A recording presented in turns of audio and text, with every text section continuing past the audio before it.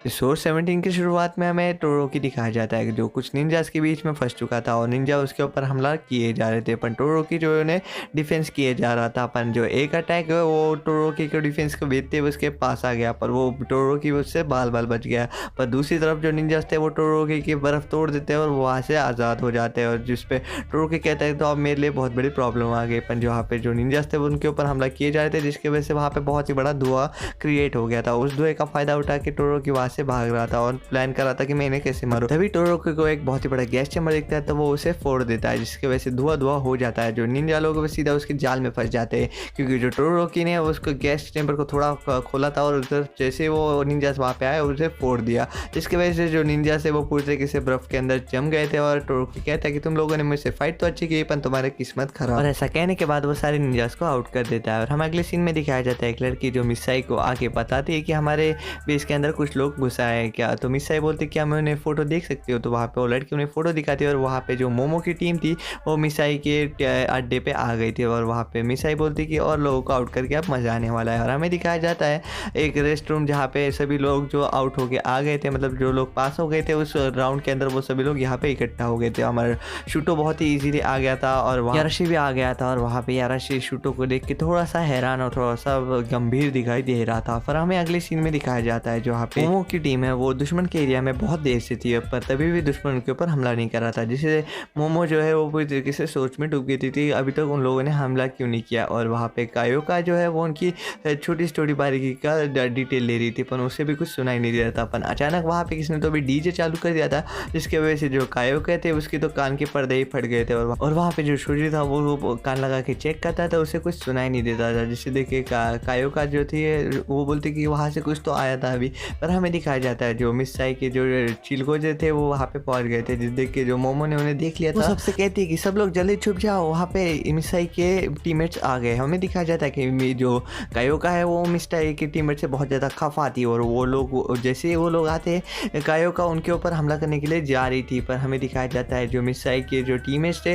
वो भी फुल तैयारी के साथ आए थे, वो लोग और साउंड प्रोड्यूस कर रहे थे। पर वहाँ पे ऐसा होते होते बहुत 3-4 घंटे निकल जाते हैं, और वहाँ पे मोमो की जो टीम है वो वहीं पे छुपी हुई थी। मोमो बोल रहे थे कि मैं इस चक्रव्यूह से बाहर कैसे निकलूँ। और वहाँ पे जो शोजी कहता है कि मोमो को कि देखो वो लोग कुछ तो भी बर्फीला कुछ तो भी बना रहे हैं। और हमें दिखाया जाता है कुछ घंटे का वक्त बीतने के बाद वहाँ पे जो मोमो के रूम के अंदर पूरी तरीके से बर्फ ही बर्फ हो रही थी, और आसुआ की तबीयत भी पूरी तरीके से खराब हो रही थी। और आसुआ देखते ही देखते ज़मीन पे गिर जाती है। सभी लोग आसुआ को घेर लेते और बोलते कि ये आसुआ को क्या हो गया। तो मोमो बोलती कि इसका नेचर फ्रॉग जैसा है, तो इसलिए ये ठंड की शिकार हो गई है, हमें कुछ भी करके गर्मी निकालनी पड़ेगी। और हमें दिखाया जाता है जब मोमो है वो अपने पीठ से निकालती है एक ब्लैंकेट, जिसे देख के साइको के जो टीममेट थे वो वहाँ पे दरवाजे को पूरी तरीके से ब्लॉक कर रही थी कि उनकी निकलने के चांसेस एकदम 0 हो जाए। और हमें दिखाया जाता है जो शोजी है वो आसुआ को पूरे अपने गोद में लेके बैठा हुआ था, और दिखाया जाता है जो रूम है वो पूरी तरीके से पैक हो गया था।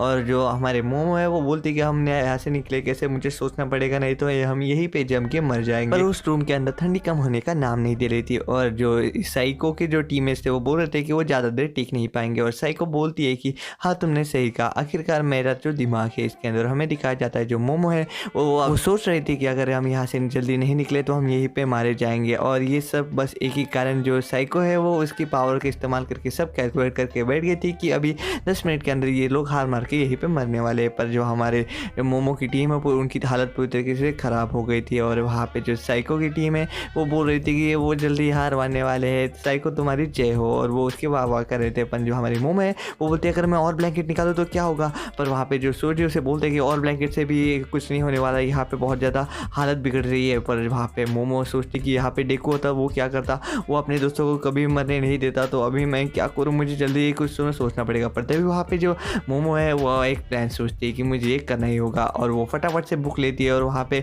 बहुत सारे हेडफोन निकालती है और वो अपने पीठ के बल बैठ जाती है, और वहाँ पे एक बहुत ही बड़ा कुछ तो भी निकालती है। जब मोमो उस मशीन को ऑन करती है वहाँ पे बहुत तेज साउंड वेव चालू हो जाती है, और जिसे देख के जो इसाइको की टीम है वो वहीं पे गिर जाती है। और हमें पता चलता है एक बहुत ही बड़ा डीजे है जिससे साउंड वेव इतनी ख़त्म पैदा हो रही है, जहाँ पे सभी लोग वहीं पे ढेर हो गए थे। पर वहाँ पे सक्सेसफुल जान रहे थे सभी लोग, पर वहाँ पे जो हमारी मोमो है और वो इसाइको है वो वहाँ पे एक रूम के अंदर बंद कर देती है इसाइको मोमो को, और बोलती है कि अब तुम्हारे दोस्त आगे चल जाएंगे, अब तो हमारी टीम को 1 पॉइंट तो मिलूंगा, मैं भले ही हार जाऊँ पर मैं तुम्हें जीतने नहीं दूंगी मोमो। और ऐसा बोलते ही साइको उसके ऊपर हमला करने आ जाती है और जैसे वो उसे हमला करने वाली थी, मोमो उसके हाथ पे हथकड़ी बैठा देती है और हमें दिखाया जाता है जो मोमो की टीममेट है वो वहाँ पे आ गए थे और वो मोमो को बचा लिया था। जिस देख के जो ई साइको है वो पूरी तरीके से हैरान थी और वो बोलती है उनसे कि तुम लोग यहाँ पे क्यों आए, तुम्हें तो ओपन चांस था, तुम क्वालिफाई हो सकते थे। जिस पे कायोका, शोजी और आसुया बोलती है कि हम लोग अपने दोस्त को कभी भी मुसीबत में छोड़ के अकेला नहीं जाते, यही हमारे क्लास ए की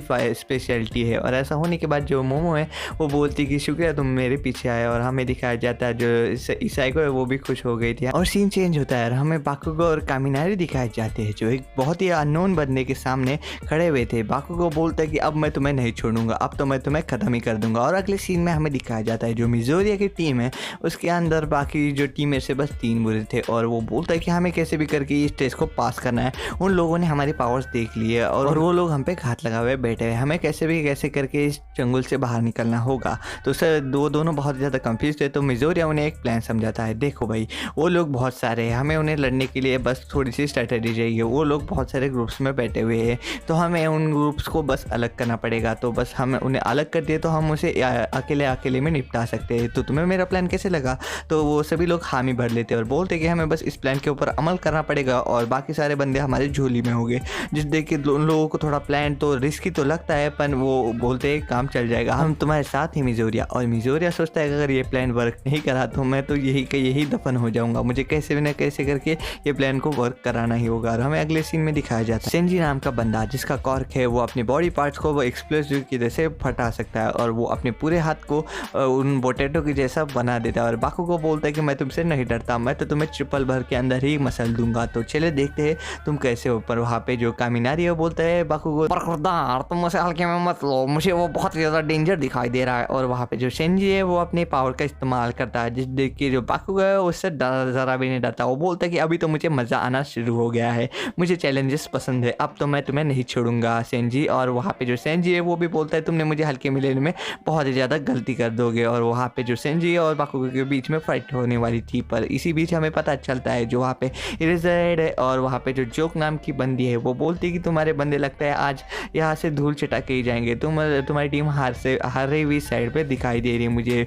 पर हमारा जो इरेज़र है वो बोलता है कि हमारे जो प्लेयर है, हमारे जो स्टूडेंट्स है वो कभी हार मानना नहीं सीखते, यही बात उन्हें स्पेशल बनाती है। तुम देख लो मेरे स्टूडेंट पूरे के पूरे पास हो जाएगा। और ये एपिसोड यहीं पे ख़त्म हो जाता है।